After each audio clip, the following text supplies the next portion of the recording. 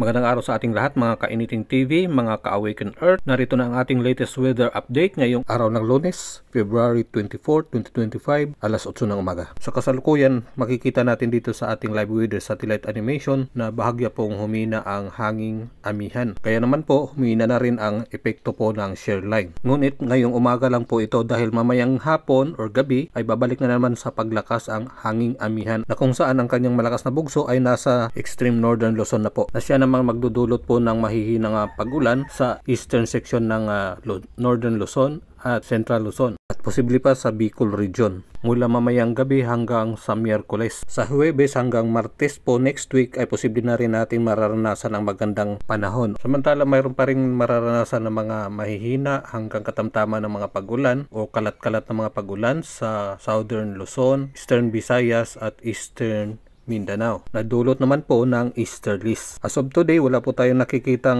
anumang sama ng panahon or LPA sa loob at labas ng ating Philippine Area of Responsibility. Maganda naman ang panahon sa natitirang bahagi ng ating bansa. Ngunit mamayang hapon at sa gabi, posible pa rin mayroong mga localized thunderstorms na mabubuo sa ilang lugar po na magdudulot ng mga pag-ambon o panadali ang mga pagulan. Sa mga baguhan yan, please subscribe po sa ating YouTube at paki-follow po sa ating Facebook page. At paki-share na rin po. Salamat po.